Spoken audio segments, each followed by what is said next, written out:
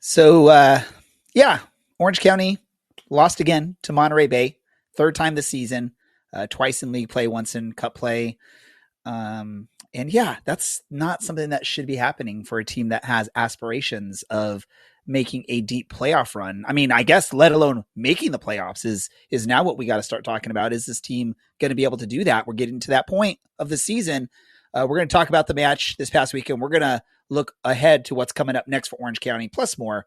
Let's get this show started. Welcome to the Show of Champions. This is the Orange and Black Soccer Cast.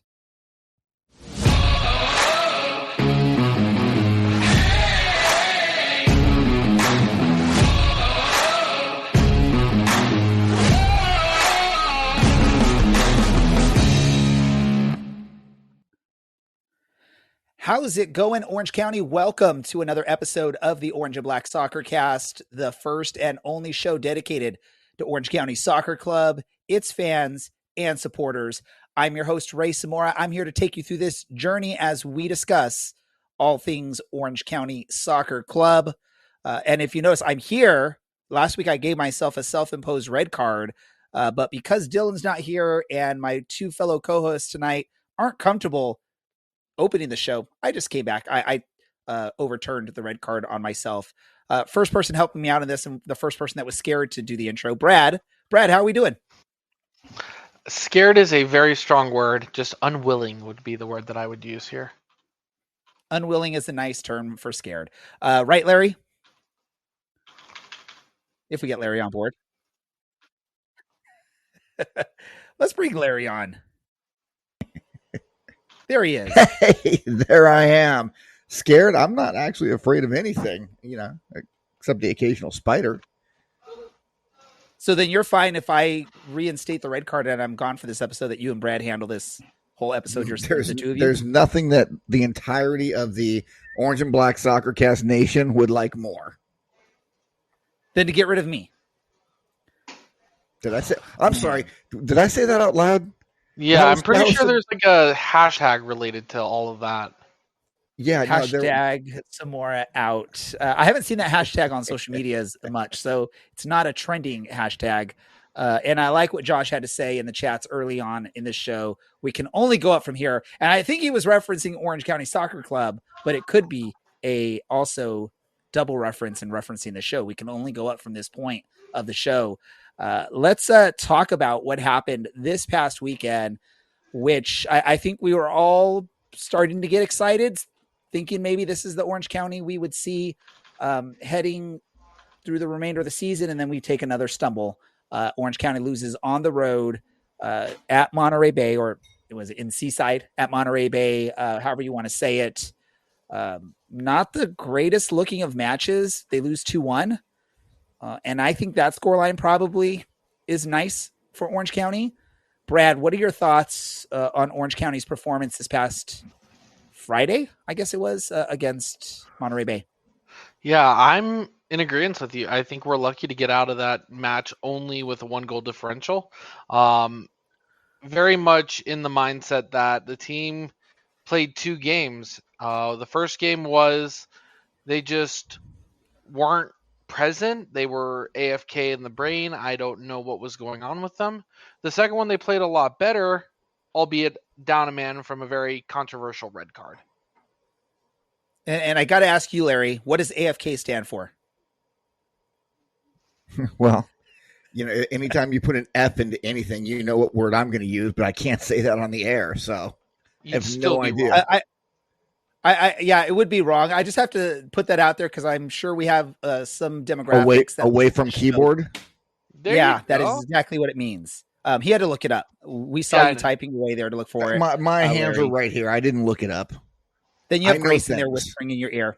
Grayson's at work. Larry. Yes. Let me ask you, Larry, what were your thoughts on this match from Orange County? Is there anything that you saw that you think went well for them, or was this just a total cluster mess on the road again? I mean, the game wasn't a complete train wreck. There were moments, very, very few of them. I mean, Nico Benalcalar's goal was a great goal. It was fantastic. That feed from Usman was absolutely beautiful. But, Brad's right. It was a tale of two different games. It reminded me of I once went out and I played golf at Aliso Viejo, and on the front nine I shot 55, and on the back nine I shot 39. So it was this was a 55, 39, 18-hole golf game. We played really well for that last 20 minutes when we were down a man. Even had a couple of attacking moments, but man, that first 70 minutes was rough. Well, it wasn't enjoyable to watch, frankly. Well, and part of what made it rough as an Orange County fan watching this match was the straight red card that was shown to midfielder Stephen Kelly. We were talking about this. I think Orange County fans all over have been talking about this since that match, as far as should it have been a straight red? Did it deserve any kind of card? I'm of the opinion, yes, a card was valid there because there was contact to the face, but there's no malicious. There's no intent to go to the face. If you watch any soccer match, players, that's how they shield other players if they're trying to shield it and let it go out of play, or if they're just trying to shield for hold-up play. So I think a yellow card, yes, or a straight red, that's quite harsh. Brad, do you agree with me that was a harsh card? Yeah, very harsh in my opinion. Agreed. That's at least at the very minimum a yellow card. No ifs, ands, or buts. A red card let's say this. At the very maximum, a yellow card. That's what I would say. But go for it, Brad. I don't know. I feel like you got to give a yellow card there. We were on the receiving side of the exact opposite a week prior, where a player definitely should have gotten a red card and did get a red card. This one, same motion, but less, if not any, contact. I think you give a yellow for the motion. I don't blame the ref for giving a red, but I don't agree with it. And then we go to MC Bearded one. I believe the quote is "yellow all day, no red, no way." Well, I guess that's your thoughts, Larry, but do you have more to throw onto that? No, I think that says it all. I didn't even mean to rhyme, but apparently I did. Thank you for pointing that out. That's not a red card, and we all know that I am the least technically inclined person when it comes to this beautiful game. But I know the difference between a red card and a yellow card, and that's a yellow card, certainly, absolutely. You can't give a straight red on that. There's no way. I mean, if the guy's already sitting on a yellow, then maybe you give him a second yellow and then you send him off. But straight red, no. Terrible decision. And if I can recall, and either of you can correct me if I'm wrong, happily. I believe in the match when the foul initially occurred and the ref is reaching for a card, at least from what you hear from the broadcasters on the stream, it sounded like the ref was going for the yellow, and maybe 5 seconds later decided mid grab for a card to switch to a different pocket. So it's either he just forgot which pocket had which card, or something happened. Someone said something, whether it's an AR in the earpiece or one of the players from Monterey Bay said something. So I guess part of the frustration on this is the ref sort of seemed to think this was a yellow card, and he heard something from someone, whether it's, again, the AR player from Monterey Bay that changed his mind. Do you recall? Does that sound familiar, or am I just making things up at this point? I got nothing for you on this one, Ray. Okay. Brad, I mean, do you recall that, or am I just totally making stuff up? No, I have no idea what exactly happened there. Okay. I feel like, again, listening to the stream, which, hey, I'm excited that the stream was on television, not just streaming. I mean, it was on ESPN2, which was really cool to happen, even though we almost missed the kickoff because of lacrosse going on. But I recall it sounded like maybe it was going to be a yellow, and then the ref somehow, some way decided to change his mind. Let me ask you this, Brad. Does that impact this match? Does Orange County have a better end to this match if they're full strength and Stephen Kelly more than likely is on the pitch still? I don't know, because I think we were lucky to get our goal from Benalcazar, and although that was a highlight, I think we played better down a man. I think there was more urgency in the team. I don't know if we allow the second goal, or no, the second goal happened before the red card, didn't it? It did. Yeah, I don't know. because whatever pep talk happened afterwards, the team played better. I mean, that tends to be the case when a team gets a red card and they're down a man. The team usually in that situation focuses a little bit harder, at least initially. Maybe it dies off because, you do that initial sort of emotional momentum for 10, 15 minutes. And then you go back to now, I'm down a man and we're tired. We're exhausted. We tried to fight it so hard. I'm under the impression, I feel like if Stephen Kelly's there, or at least we have a full 11 on the pitch. Yes, we did go down with the full 11 on the pitch and then we got the red card.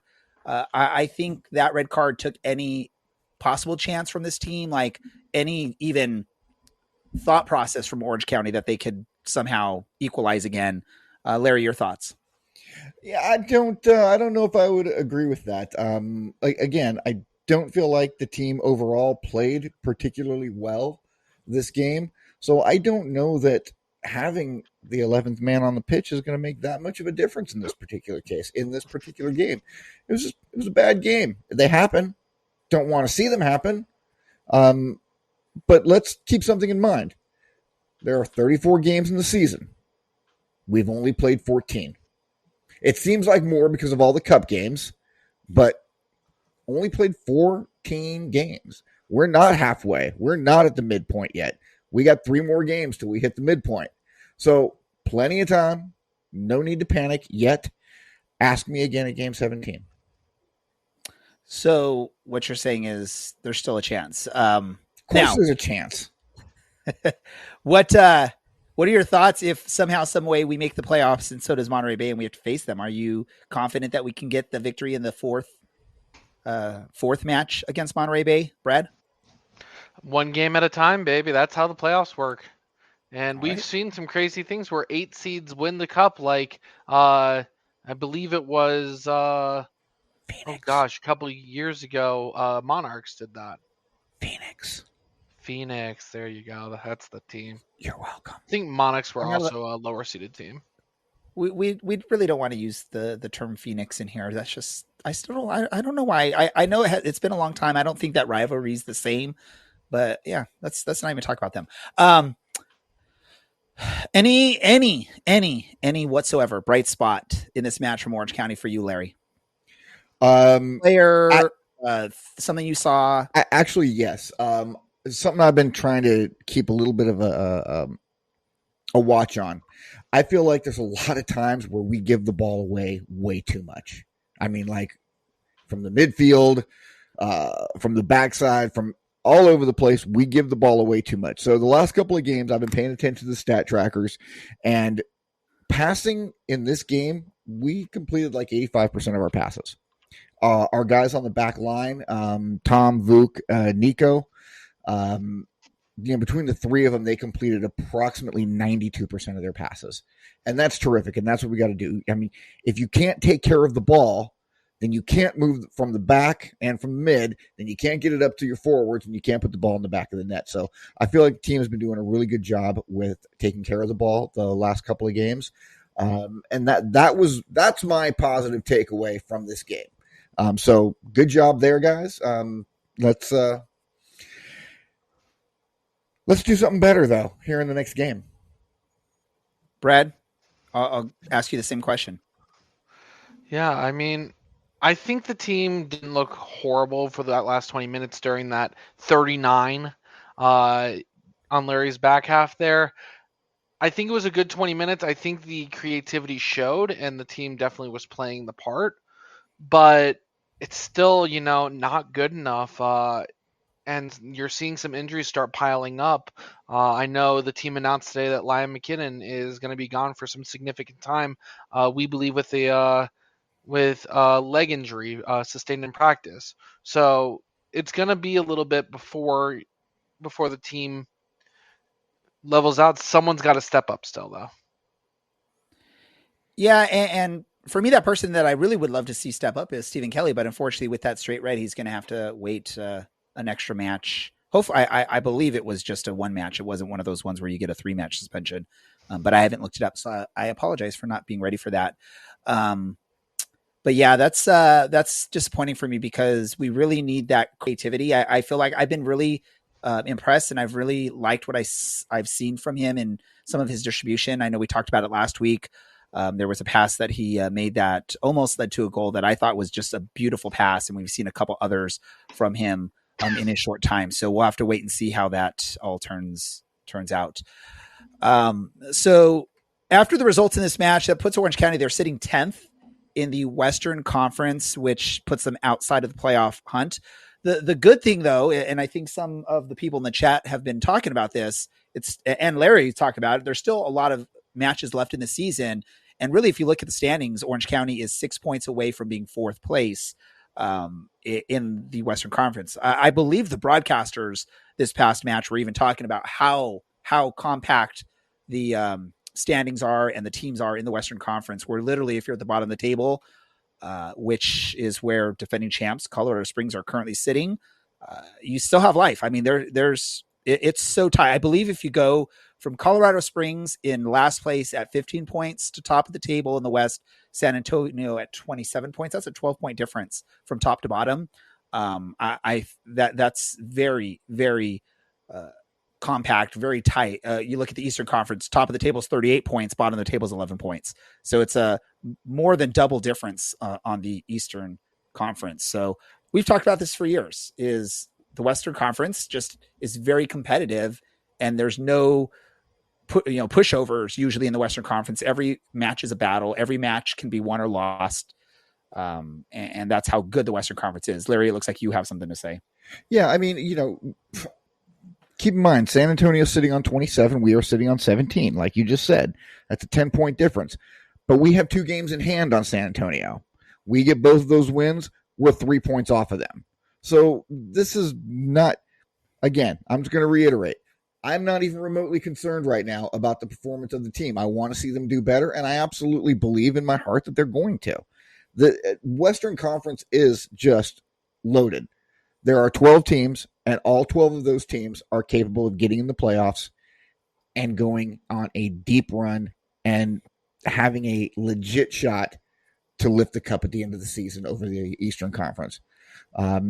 Louisville, great. So that's who's in first place over there, or Charleston, one of them? They're 1 and 2. It's yes, Charleston. They are dominant. But you know what? Tampa Bay is horrible. Hartford's horrible. Rhode Island is bleh. So there's no cupcakes in the Western Conference. So there really isn't. Yeah. So let's spin this positive, right? Orange County is looking ahead to their next match, which is the upcoming home match against Las Vegas Lights. Las Vegas is currently 1 point ahead of Orange County, sitting in 8th place in the Western Conference. So this is a legit opportunity for Orange County to jump back in to the playoff picture. They control that, and they have 2 games in hand on Vegas, on Lexington, who's just ahead of them. They have 3 games on hand on Monterey Bay, although, Monterey Bay, we just can't figure things out. So there's a good opportunity for Orange County to jump back up into that playoff picture and maybe reinvigorate the fans' confidence in the team. Are you confident, Brad, in this fixture? You're out of all of us, you probably know Vegas better than anything because you hear the news. You are local to the Vegas team. How does that matchup look for Orange County? And do you think Orange County can find some success against Vegas? Yeah, I mean, 100% agree with you. Vegas is on a little bit of a downturn right now. A 0-2 loss to Sacramento at home on the weekend of July 4th, and then the following weekend, 4-3 loss to Tulsa, of which they had the lead none of the time that game, playing from behind. So Vegas is a little bit of a downturn right now. They're still a solid team.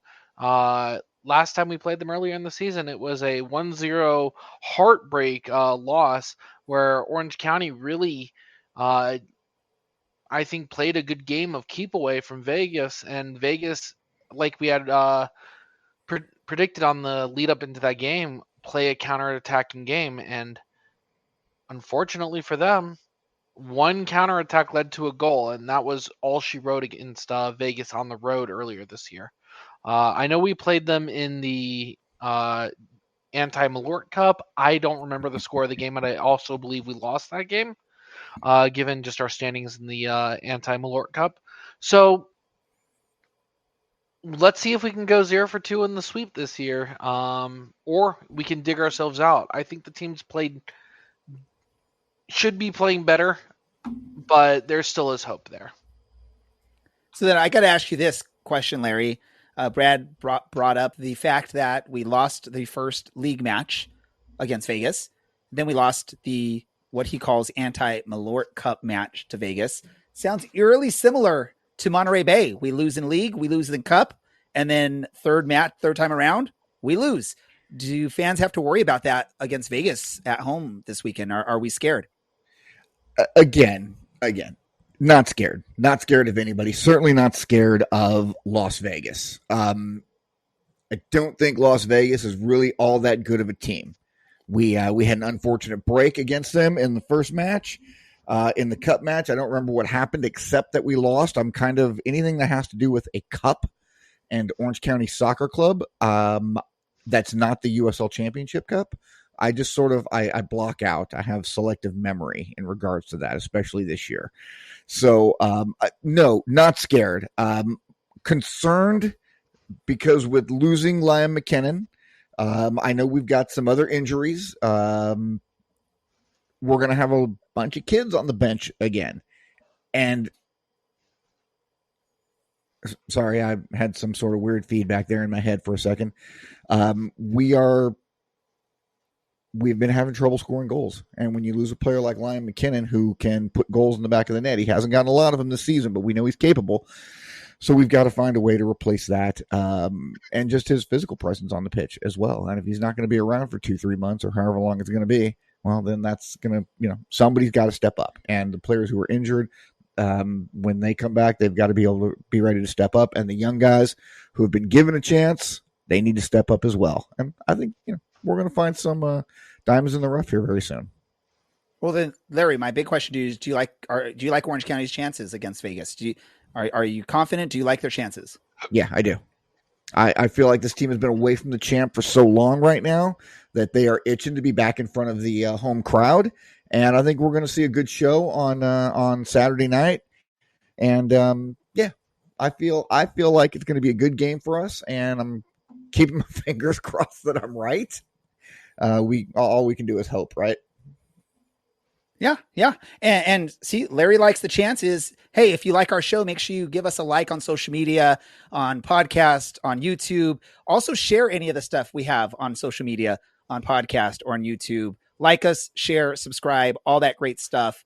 It helps get our show out there to other people that maybe have not yet found us on here. So, and don't forget 5-star ratings. Those help too. Yeah, 5-star ratings are great as well. Although I'm never going to beg and ask you to give 5-star ratings. I want you to give your honest opinion on ratings. You don't have to do it just because Larry says so. Brad, give 5-star ratings. Brad, are you on the team Larry here? Do you like Orange County's chances against Vegas this weekend? I am needing to see one player step up for me to be as confident as Larry. Given we're going to be down Stephen Kelly, given that we're down a bunch of players to injury, Liam McKinnon, and everything that's going on with the roster, I would like to see one player step up. And the two players that I would really like to see are more Mo Wartime. We've been seeing him in garbage time really excel. I know he started one game earlier in the season and I think played decently well in it, but I'd like to see more of him. And then Osman Silla, I think he is a extremely talented player who we can definitely see more of, and there's only good things to be seen if he can step it up in that midfield. Yeah, this is a big opportunity for some of these players like Mo War, Osman Silla, some of these other players that have been getting sparse time or getting what Brad called garbage minute time in matches. It's a good opportunity when you have Liam McKinnon now out for what sounds to be an extended time period. And obviously Stephen Kelly's not available this week for this next match. It's an opportunity for some of these players that maybe haven't been getting the playing time that they are desiring. And it's a chance for them to get that playing time. And let's see who steps up. Larry, is there anyone else, or do you agree with those names that you'd love to see them step up? I would like to see both of them step up, but I would also like to see Ethan Zubak step up and get Get one, get two. We all know he's capable. We all know that he can put the ball in the back of the net. He has not done it at the pace that any of us hoped that he would. But there again, we're not even halfway through the season. He can still finish in double digits, and I would like to see him do that. In the name of the oh-so-great Zubac believer, DK, he'll get there. There you go. Well, and I can't remember exactly when it sort of clicked for him last season, but it was roughly this time last season that he finally started figuring out how that ball gets in the back of the net. It was when Danny took over. We all know that he knows how to score, but for the first half of the season last year, he struggled a bit and then figured it out. Maybe he's just one of those players that's a second half of the season player that's when his time to shine is, or at least maybe during his time with Orange County. One more name I'll throw out there that I really am hoping I need to see something out of him, just because, yes, younger player. Yes, there's been some moments of brilliance or some positivity, but it's time really. We need to see something, or maybe it's time to just assume it won't happen. And that's going to be one Cameron Dunbar. I want to see something out of this young guy. You got to remember, I believe he's only 22 years old still. So I think when you see and you hear Cameron Dunbar, because he's been around for 5-6 years locally, playing with Galaxy 2, playing, getting his shot at MLS, and then now with Orange County, that seems like someone that should be in his late 20s at that point. He's still only 22. And for most players at that age, you're still giving them that opportunity to develop and figure things out. Unfortunately, like I said, he's been around, especially in Southern California, for many years now. So I think the expectations are there needs to be that step up. And because there was that MLS pedigree, I think that's that extra sort of, we need to see it now rather than give it time to develop. I really am hoping that we can see that now. And it's not something that we have to wait another 3-4 years to see develop into a more consistent player. I love Cameron Dunbar. I love when, he seems to love being on this team. He loves playing in Southern California. And again, he has shown some brilliance on the pitch over the last, year and a half he's been with Orange County. And I just want to really see some more consistency, and being that we're struggling on the attack, I'd love to see that. And yeah, so we've got 4 names that we've thrown out there, I think, and all attackers. So I think that's where we all are wanting to see something. We want to see some of these attackers step up, and basically really the way to look at it is every attacker on our team, if you're listening right now, every attacker on the team, we're struggling. You have the opportunity to grab this and take it. Make this yours. If you want to get the minutes, if you want to play a big role with Orange County, no one is right now. I think we can all agree. No one is penciled in for the remainder of the year, no matter what happens. I think we all can agree. No one has taken the reins as that key attacker for Orange County, or the 2 key attackers for Orange County. Attacking players. If you want it, take it. This is your chance. Do it. I don't know why it's not happened yet. I went on a little rant there. Sorry. But that's just my thought process. You're not wrong. You're absolutely not wrong there. We got to, 14 games into the season, our leading goal scorer, Ethan Zubac, has 3. And then we've got a number of players sitting at 2, to include Cameron Dunbar and Nico Benalcazar. And yeah, we've got Ryan McKinnon. We've got somebody has got to just go out and put on a show.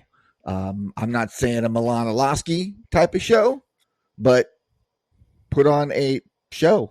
You just put some balls in the back of the net, fire up the crowd.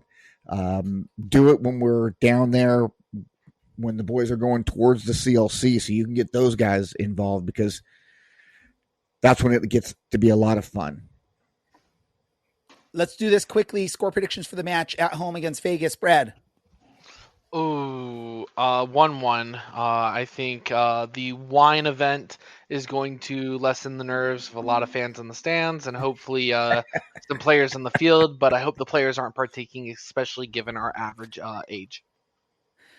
Yeah, hopefully. Well, I would assume they're not allowed anywhere near that, regardless of their age on game day. Stay away from the wine at the stadium. Larry, your prediction? I think we're going to bust it open, and I'm going to go ahead and take this hit. 5-0, Las Vegas. Ooh. Okay, Ray. Wow. No, I'm not insane. 3-1 OC. Well, see, now that you played with all of that, now you just put a bad hex on the team by playing with that whole score prediction thing. My prediction for this match, we're going to go with a 2-0 Orange County victory. I want to get back on the clean sheet path, and we're going to see we're going to see one of our offensive players start to take the reins and take control of scoring and the offense on this team. Again, we need someone to do so. I don't know who it'll be, but someone will show that they really want it this weekend and maybe prove that they need the playing time and get the playing time. I can tell you who it's not going to be. Okay. It's not going to be our guest. Yeah, I hope if our guest is being put into a position to potentially lead our offense, then there's a lot more trouble on this team roster than we know about. Let's bring our guest on so you know who we're talking about. Our guest is going to be none other than the president of business operations for Orange County Soccer Club, Dan Rutstein. Dan, Larry called it out and said, we definitely know you're not going to be the one asked to sort of take control of the offensive attack for Orange County. Can we say Larry was correct on that? Do you want a prediction for the scoreline for Saturday? Give it to us, Dan. Then I just never know like the rules of team staff or the team players or anyone. I'll give you a prediction. Go for it. Brad is correct. No players will be at Winefest. I mean, yay. Wait. So we have to be a little worried because you noticed he did not answer the question about Larry's comment of whether or not he will be part of the successful attack for Orange County. So I'm too offended to answer that question. I mean, maybe I'm a little bit older than I used to be, but the fact you can all laugh about the fact that I'm not good enough to play professional soccer, I think is slightly mean when I've come on as a guest on your podcast. Yeah, but aren't you a goalie? That's what I was going to say. Yeah, I mean, to be fair, a couple of issues. One is I'm a goalie. Two is I'm nearly as old as Larry. So, it's probably for the best that I don't make the squad. No, we appreciate you having some fun with us on those questions as we bring you on. Dan, talk to us. How is the atmosphere on your end of things? It's been a while since we've had a home match. Obviously, when we have home matches, it means more work, more excitement for you and the staff. How are things going heading into this match this weekend? Yeah, so it's a weird season. And obviously, you come to all the games, so you know this. So when casual people say to me sort of how often, new fans say sort of when do you play? You say the standard answer is sort of broadly every other Saturday between March and October. I wish that were so this year. So we had, as you remember, the season began with back-to-back-to-backs. And then we had another back-to-back after that. Then we didn't have a game for 5 weeks, I think it was. Then it's been 3 weeks. We don't have another Saturday game after this one for another 7 weeks because we've got 2 Wednesday games. Then we've got another weird 3-week break. And then we've got a game, and then we've got 2 in a row, and then we're done, plus playoffs, of course. So it's been a bit of a weird season. So these long periods in between games in between home games are a bit frustrating because obviously I think we said this on June 28th when we hadn't seen everyone for a while. We were talking about it in the office. We missed people. This is when you're a professional soccer team, the home games are a chance to come together with the fans, with each other. And I think it's been frustrating to not have a game. So we're excited to be back on Saturday. What we have done, though, is I think filled the time, I would say wisely, we're trying a few new things. I think at the beginning of the year when you had me on, I talked about always wanting to move forward from off the field. And we've tried a few new things. Obviously, you will have seen with partners, we redecorated what the GA looks like, and I think that's been a real success. But starting this week and running over the next few weeks, we're trying a few new events or events we haven't done for a while.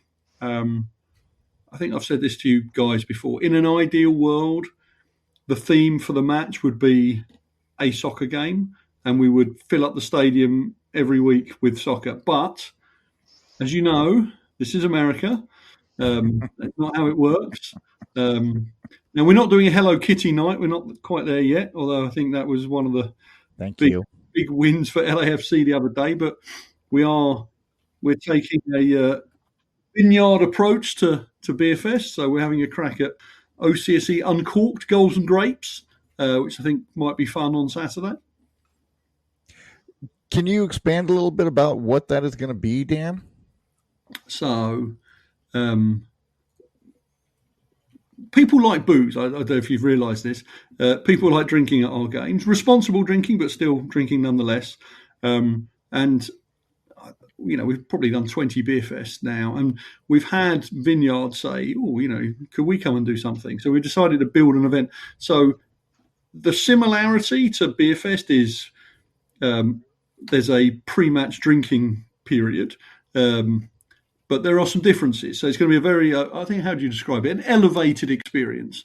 So there's live music. It's going to be, the decor is going to be a little less beer and more wine. But we've got, I think it's 9 vineyards, 25 expressions. We're throwing in some tequila in there as well, just to keep people on their toes. But it's going to be it's still an Orange County Soccer Club event. So, it's still very football-y, but it'll be a nice wine event with a lot of nice local and regional wines. And just enough booze when you're unlimited tastings to get everyone ready to cheer the team on. So it's going to be this Saturday's. We were doing the planning meeting today. It's a bit crazy. The game is effectively it's definitely going to be a sellout. It's just whether it's a sellout or a sellout. But between Winefest, celebrating our partner Ho, we've got some other surprises related to first responders. There's a lot going on. It's going to be a really fun, packed house, and hopefully the sort of game that you want and some of the results that you've been predicting. Let me ask you a quick question, sort of related. How and when is the club going to help make Brad happy and the CLC happy, and we do a Malort Fest at one of the home matches? Sorry, your camera just froze there. Try that again. A Malort Fest. Oh, no, it froze again. Sorry. Okay. Next question, Dan. Let's talk a little bit about soccer, shall we? Even though you do the operation side of things, we still know that you are a fan of the game and a student of the game. Pro-Rel finally coming to America. What are your thoughts on it? How do you think it's going to affect the team? How do you think it's going to help the team in regards to our Orange County community who could be a little bit apathetic towards their professional sports teams? It's a good question. So I am indeed a fan of football. I am very excited about promotion relegation. It is something that I have wanted from the first time I stepped foot on these shores 11 years ago. As some of you know, if I've ever mentioned it, but I'm a fan of a team called AFC Wimbledon, and they have been promoted or relegated more often than your average team for a variety of reasons. And sort of the agony and drama and jeopardy and excitement that you get completely changes what football looks like. So you don't see it quite in the same way because it's not as obvious because there's no draft in football here, obviously. But we've all watched American sports teams take decisions at the end of the trade deadline to basically offload their best players and basically tank in order to secure better drafts. You've got end of season games that mean absolutely nothing. The keenness you feel in football. There was, I think last year in the championship, with 3 games to go, every single team could have either gone up or gone down. So every game matters much deeper in the year. And I think that's really exciting. So I think there's a lot of different opportunities for us.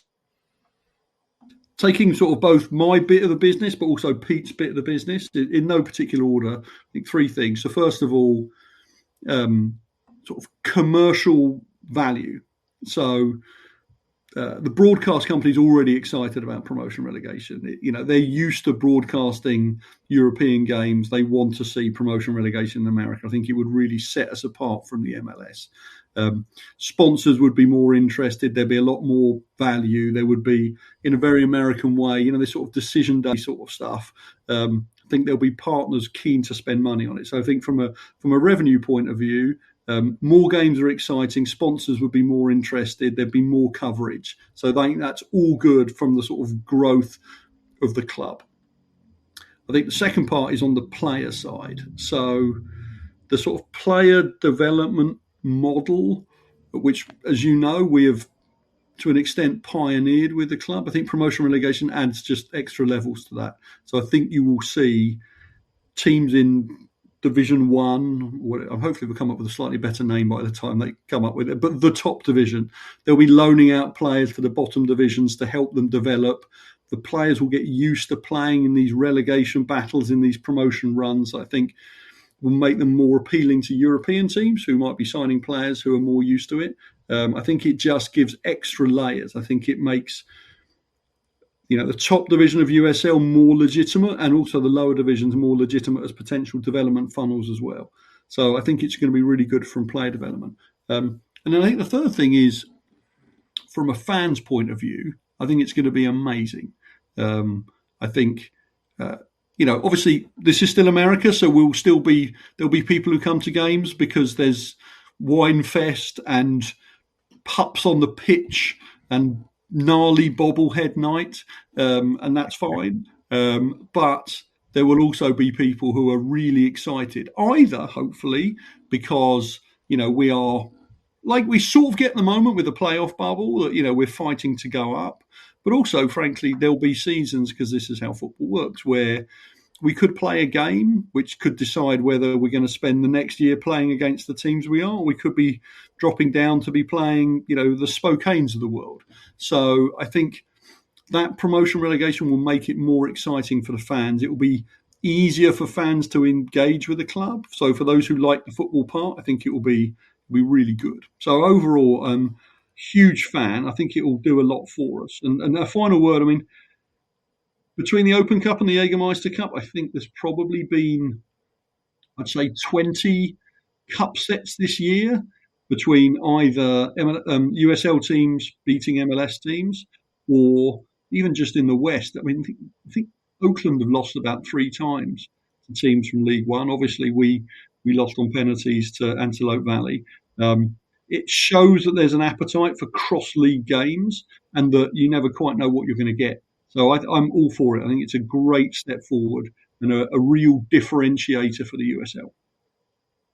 Yeah, I absolutely couldn't agree more. And I have said for many years, since I started becoming a soccer fan when I was living in Europe, until America gets promotion relegation, it's not going to be viewed by the rest of the world as a top soccer league, be it MLS, be it USL Championship, USL League One. It's not going to compare. It never will. It can't without promotion relegation. So, pups on the pitch. Is that really a good idea? And don't get me wrong, I love dogs. Do we want dogs on the pitch at halftime? So to be clear, we are. I think we've announced it, but in one of these 2 upcoming Wednesday games, we're having a crack at pups on the pitch again, which I think we did years ago, but way before my time. But we are going to be doing. We're going to be having people can bring their dogs, so they're not allowed on the pitch. To be clear, during the game, to be clear. But we are going to allow some people to bring their dogs into the stadium. There will be pooper scoopers and safe places for the dogs to relieve themselves. And I mean, with Gnarly's image on it, right? I was going to say I'm not sure I should be saying unfortunately, but we are not the first sports team in America to allow animals into the stadium. I think the Dodgers do it, Galaxy do it, Padres do it. So we are just another team allowing little canines into the stadium. So hey, look, I have a canine. She's sitting behind me chewing a bone, nice and calm for once. I'm a little upset that it's a Wednesday game, given that I'm not in town, but I'm all for this idea. And just, I'm all for stuff like this. My brother's actually attending this Wine Week game for other reasons that I'll talk about in my random thoughts at the end of the show. But one of the big draws was, hey, we like wine. He likes soccer. Let's combine the two. So, although I do agree with you, it's a gimmick. It works, and it's necessary at this stage in, American sports, especially football. Yeah, and look, maybe it shouldn't be the night. I also decided to do fireworks again, but I think it'll be really good. I just want to ask one quick question about the pups on the pitch. Are you going to have a dedicated section where Gnarly will actually play with the pups and spend some time with the pups? I think that would be a really good idea. Yeah, I don't know how they'll react to him. I imagine his fur might be wet by the end of the evening. I think we're going to do, there's lots of details to come out, but basically there'll be one seating section. So if you've got like a little lap dog and you want to bring it and sit in a normal seat, you can. But then part of the fan zone, there'll be a dog area, which we have to sort of rope off so that dogs don't go too near the food, because that's a breach of the health regulations. But yeah, Gnarly will definitely be interacting with the dogs. And for those who are on Instagram and follow our skipper, Tom loves a dog. He's got a dog that appears in all his Instagram pictures. And by all accounts, our gaffer, Danny's a bit of a dog fan as well. So the players are all in for this. The thing I really wanted to do it, I don't think we're going to do it. I think Sampdoria did it once, where the players came out holding dogs in the march out, and these are all dogs that you could be adopted. But I'm not sure we're ready to actually have players carrying dogs onto the field. But it will be, look, like I said, it's how you do these things. I mean, I'm trying to think. That's the same night that we've also got in and out truck there as well. So you come for the double doubles and stay for the dogs, or the other way around. Just make sure In and Out has the pup patties ready. Do they? I didn't know they did that, but there you go. I'm sure they do. I used to give my dog cheeseburgers from McDonald's. Order a pup patty, and they just don't season the meat and just give you a piece of meat with no seasoning on it. Well, there you go. Right, good. Well, I'll make sure that is available from there. They can have a limited menu in the truck, but we can see what we can do. So look, this is how it works. I mean, you should see the ideas that we don't take forward. But we are keen to share some. A few I know. You got to tell us about. I do want to see these ideas, Dan. What is the weirdest idea that just you're like, this cannot happen? Is there any idea you can share with us that just does not make it past the thought process? And likely won't make it. Well, it's come up like 3 times in this chat. But not me, obviously, because I'm English, but you may remember the former president, Jeff Garner, who had a minor league baseball background. He was utterly obsessed with doing monkey rodeo. It got talked about regularly. I don't quite know how it works. I think it's monkeys on the backs of dogs or dogs on the backs of monkeys. I'm not quite sure which way around it, but everyone all dressed as cowboys. Anyway, needless to say, it did not happen. Although I did notice that, because I follow Jeff on Instagram and I follow the Pittsburgh Riverhounds, and they did have a mini Kiss concert the other day, which, as you know, is a miniature version of Kiss, with little people as the Kiss performers. If you want that stuff, move to Pittsburgh and go and watch the Riverhounds. We try and keep it to just dogs and wine. No more lucha libre pitch side, huh? No, I think we're doing yoga on the pitch before the game. Oh, actually, Larry, do you still do hot yoga? I occasionally, not like I was 2 years ago. So this isn't hot yoga, but it's yoga and it will be hot. So it'll end up being a version of hot yoga. So for the first Wednesday game, we do have hot yoga, and we're doing a paint and sip night as well. So it's all happening. Paint and sip. It's all happening. Hey, you know what? Again, Orange County sports fans, you can see it at Angel Stadium. You can see it at Ducks games. They tend to be a little bit apathetic. They don't show up on time. They leave early. So whatever the team has to do in order to bring more people into the stands, the product that Orange County Soccer Club and that James and that yourself and Pete have, and Oliver in his day, that product is what's keeping people coming back. And instead of having an average of 3,100 fans per game, we've got an average of 4,400, and it's whatever it takes to get them in the door. Hey, do it. Yeah, I mean, look, the people write books about this. I still like my my favourite way to watch football, if I'm being completely honest, is to meet at the pub at 12 o'clock, drink until 2:40, run to the stadium, go through the gates at 1 minute to 3, watch the game, maybe have a pie at half time if the line isn't too long, and then go home. Like, that's how I was brought up. I tell you what, I would not want to run a football team in England. They shut the merchandise store during the game. People are not eating and drinking there because that's just not the tradition.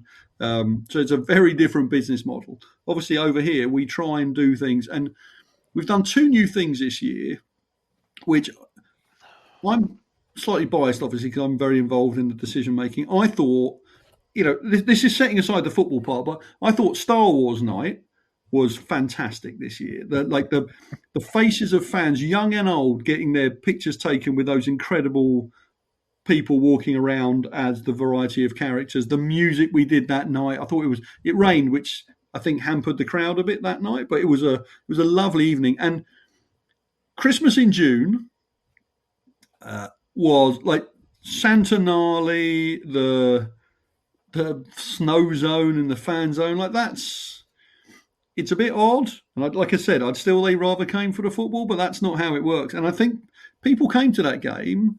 Now, it was obviously a weird game. We played the youngest team in club history and ended up beating a very disgruntled Sacramento team who's the average age was like 8 years older than our players. And I think they thought they were going to win. But even if we'd lost that game, there'll be loads of people who remember the snow and remember the gnarly Santa. And that's what it's all about, because frankly, whatever it takes to get people to come to games. So you guys will come, whether it's theme night or not theme night, you're just coming for the football. And obviously there's a big group of fans like that. But there are other people, and I do this on baseball games. I'll look around and think, I'm going to go to 3 Angels games this year. Some I just pick because the date's convenient, but there'll be other ones. I'll be like, oh yeah, I quite fancy the drone show, or I've got a Millennium Falcon with the angel on the top. An angel with a Millennium Falcon on the top from the Star Wars night. I went to that game for that reason. That's how American sports work. So we've got to entertain people, whether they're here for the football or here for the bobbleheads or here for the snow or here for the wine. We just want people to come and watch the football. Awesome. I got one question, and it's really not a question. It's more of a request. Look, we've had you on the show like 6 times now. A lot of times I feel like we've asked you every single question that a front office person could ever answer and more. But one of my favorite things that I love when you come on the show is you tend to ask us some questions back. So I'm going to give you some time to ask us each a question if you so happen to have anything in the artillery there. So thank you. I like asking. I believe I like asking people questions. I'm. We good? Go ahead, Dan. Yeah, no, my computer messed up. Okay, so my first question is, Brad, do you think you should buy a new computer? But He's quick-witted, folks. Let's start with Larry. Nobody's going to understand that except me and you. We've got a special relationship, Larry. Obviously, you're. This is quite a lazy question because you've just asked me this, but Larry, obviously you come for the football part of it. But what's the best theme night that you've been to at our stadium, and what's the best theme night that you've been to at a sports venue anywhere else in America? The only sports venue that I would go to on a regular basis used to be the Angels, but that has been ruined by the front office as opposed to Orange County Soccer Club. So I haven't actually been to another sporting event outside of Orange County Soccer Club in like 5 years. When I was a kid, I used to love the 4th of July games at Angel Stadium or even Dodger Stadium. Very different fireworks show back in those days versus, how they're doing it with the drones now. As for Orange County Soccer Club, yeah, Star Wars night. I mean, come on. I was 7 years old when that movie came out. Still, I own all 9 movies. I will go back and I will watch all 9 movies, and I'm going to throw Rogue One in there because, that's the 10th movie that ties it all together. So Star Wars night, without a doubt, was a lot of fun, and I thought it was a really cool idea. Excellent. Ray. I'm scared.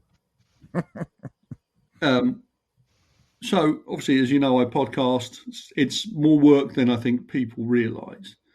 Now, obviously, you're a fan of the team. Why do you why have you made so much effort to make this podcast and try and make this podcast good with all the other things you could do in the world? Ooh, that's a fun question to ask. And I think I've shared the story of how this whole thing even started multiple times on the show, but I love sports. For those that don't know, I am a huge Clippers fan, and I actually used to write for a Clippers blog. And for a brief, 2-month period, I had started a Clippers podcast. And in that period, this was back in 2018, I went to my first Orange County match. It was against Phoenix in a match where it started raining in the 70th minute. We were trailing, and then I think they equalized as most of the fans were already driving away in their cars. After that match, I went to my ticket sales rep, which is Matt, so he's still with the club, and asked, hey, I do this. I've written for Clippers blogs. I'm interested in podcasting. What, is there any interest? Because I didn't see any coverage of Orange County. And I don't know if you're familiar already, back in 2018, I mean, there was literally no one covering except for Angels on Parade, which was part of SB Nation when they were still sort of old school SB Nation. And luckily Matt got me in touch with the people that I needed to talk to at the club. They were all for it. We got things started, and I just somehow, some way convinced a young Dylan, who I think was 18 or 19 at the time, to be my co-host. We both didn't expect it to turn into this, where 7 years later, we have a bunch of people that are contributing to this, including producer Andy in the background, Brad, Larry, Dylan. We've had people like Taylor, DK, a bunch of stuff, written stuff. And the club's been nice enough to bring us guests as often as possible.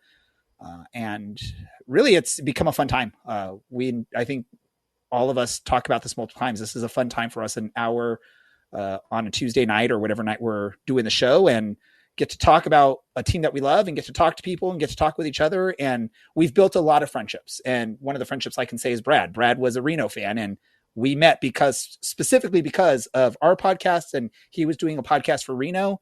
And because we are big on collaborating, Brad became a friend of the show. He actually chauffeured Dylan and I around on one of our road trips up to Reno. And then when Reno folded, we open arm welcome to this show. And he's been a big part of the show since. So I think, I know I said a short answer, but that is all why we still do this, and why I started it, why I continue to do it, and why I enjoy doing it still. Excellent. And you do an excellent job. Before I do Brad, is Andy allowed to talk, or is that not part of the rules? If he rings the doorbell, he can. There he is. Andy, who's your favourite player to have ever played for Orange County Soccer Club? My favourite player ever played.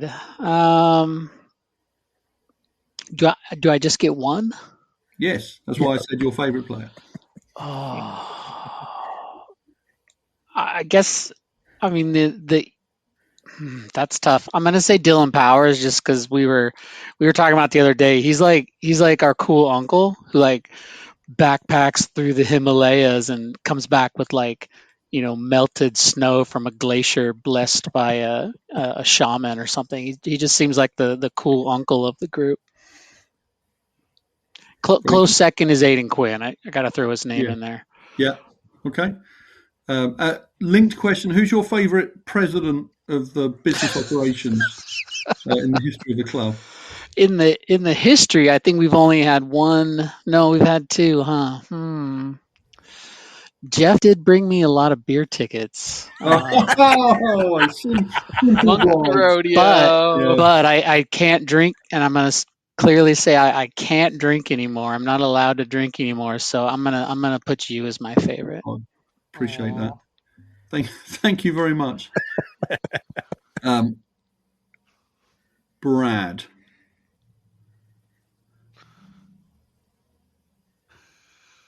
Yeah. I'm not sure what to ask you, Brad. Okay, tell us what is your favourite thing about Orange County Soccer Club and your least favourite thing about Orange County Soccer Club. Ooh, okay. The second part's a little spicier. Definitely the CLC. I grew up very not connected to a lot of American soccer, or really the sport in general. When I first joined kind of my first soccer community up in Reno, the Battleborn Brigade welcomed me with open arms. And it's very much the same with the CLC. While I think the CLC and supporter groups in general like to take things too far, I introduced them to Malort, and somehow they make cocktails out of it now, which I think is the most weird, disgusting, yet wholesome thing I've ever seen. Some of the fans have Malort on their jerseys, which I think also is a strange obsession, but that's just sports fans in general, and to a community, American soccer fans.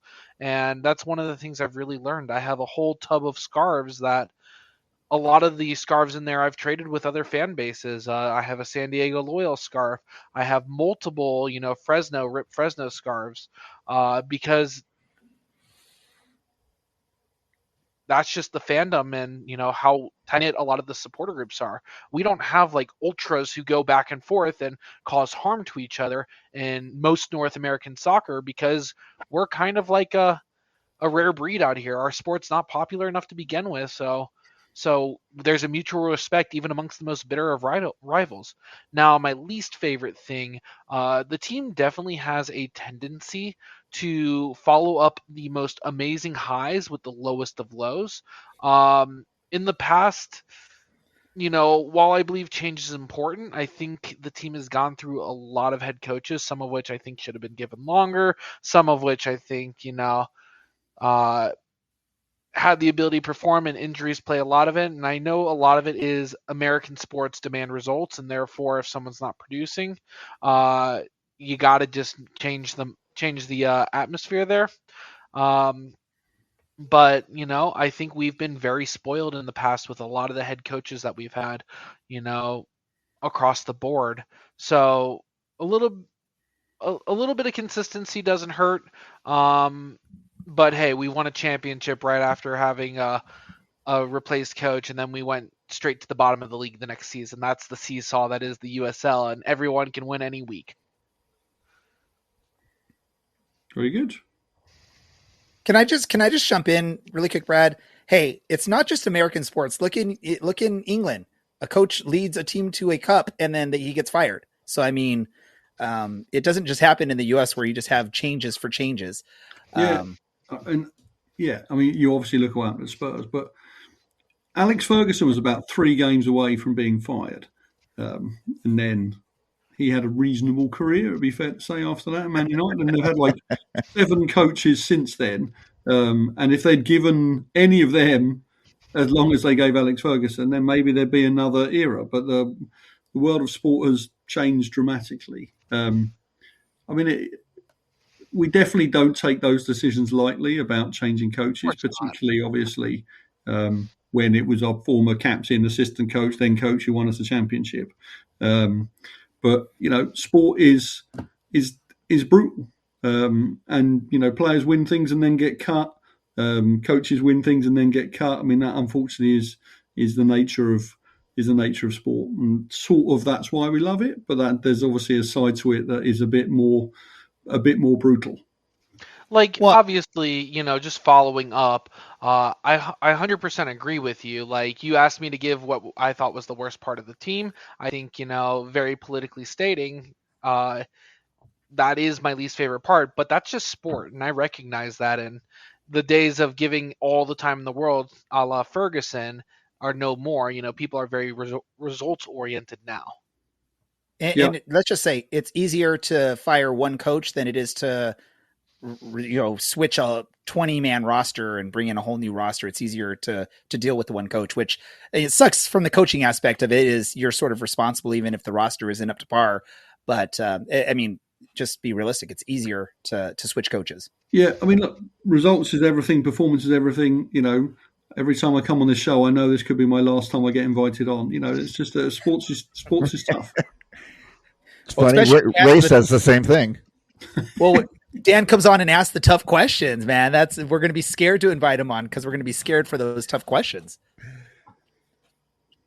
You think those were tough? Those weren't tough.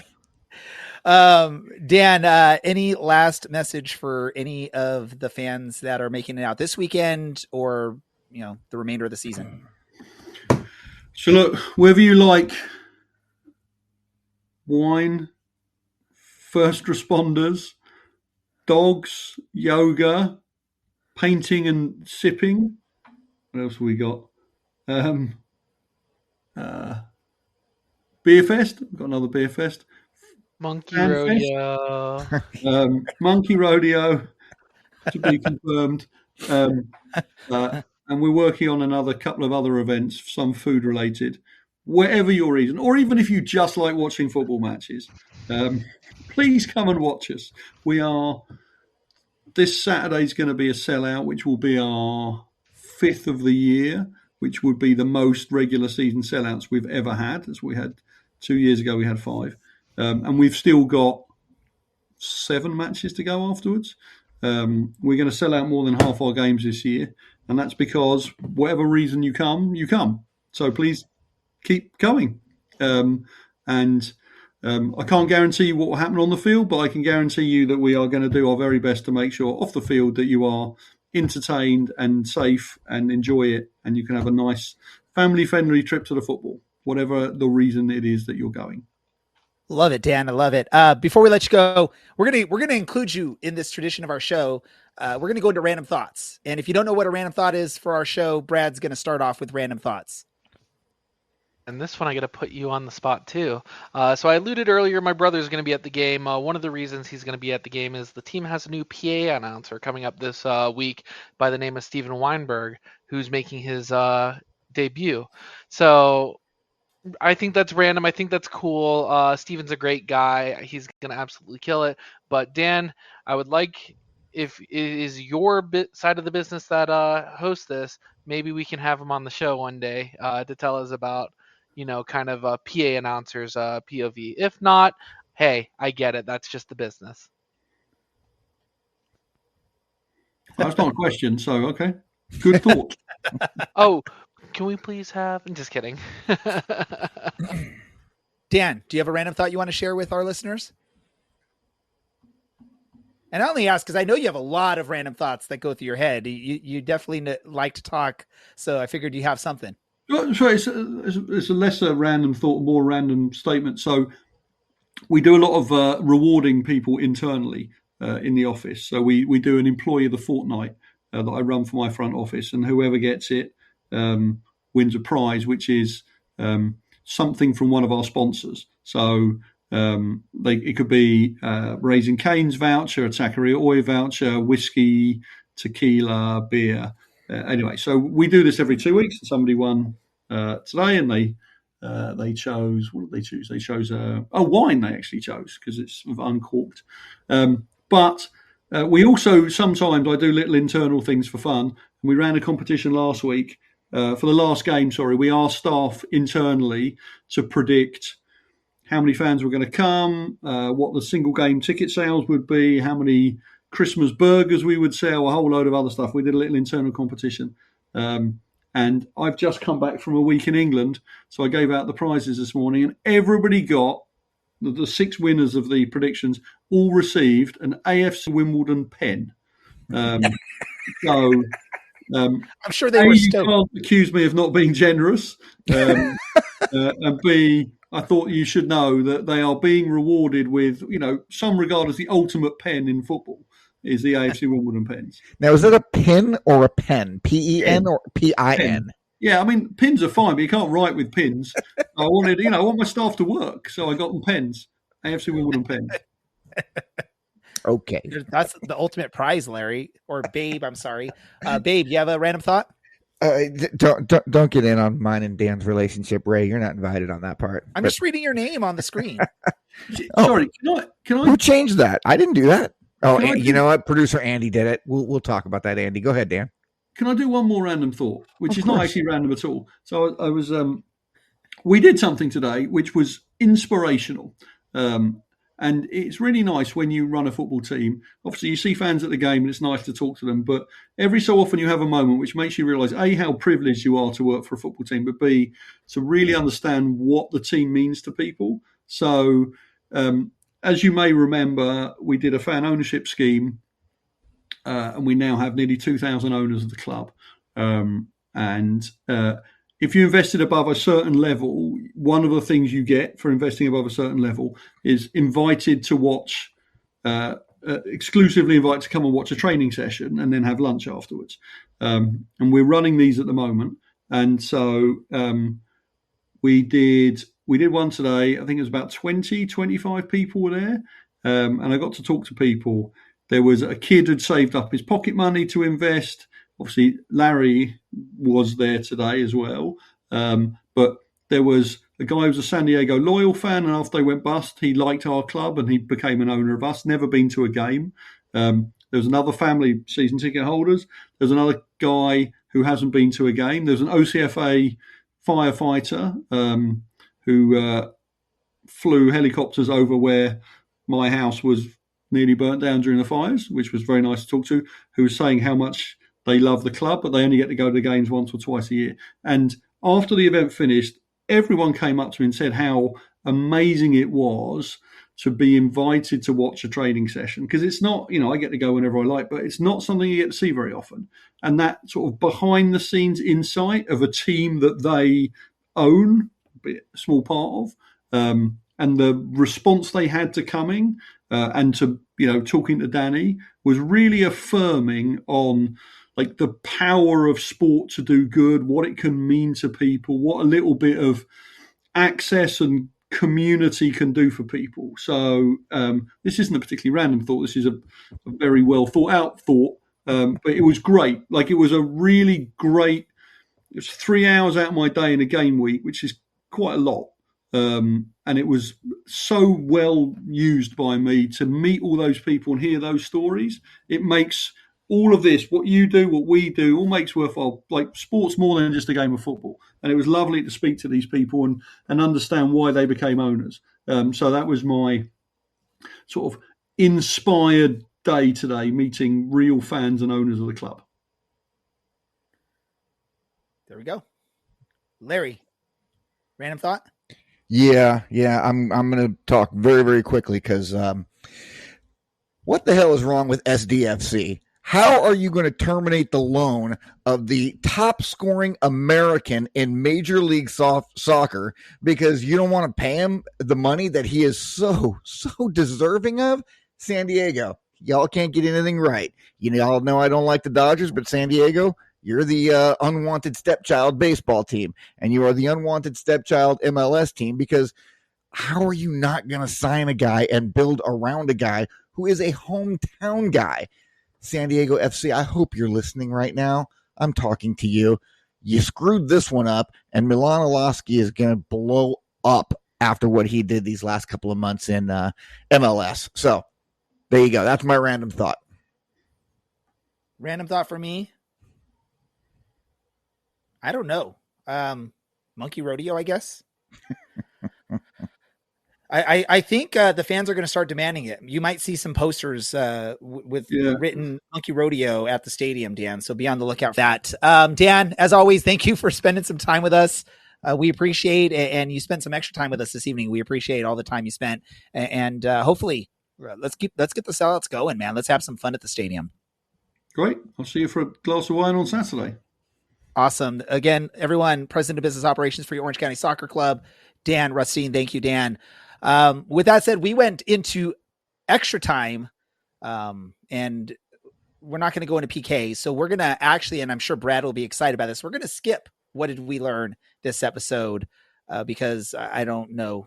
Unless you have something you learned that you really want to share, but I doubt it. The answer is monkey rodeo, and there's no other answer to that question for this week. There we go. And with that said, I want to thank my co-hosts, Brad and Larry, the bearded one babe. Also producer Andy, our guest from Orange County Soccer Club, Dan Rutstein, and all of y'all that listened and participated in the show in the chats. Thank you so much for doing so. With that said, this is the Orange and Black Soccer Cast, and we are out.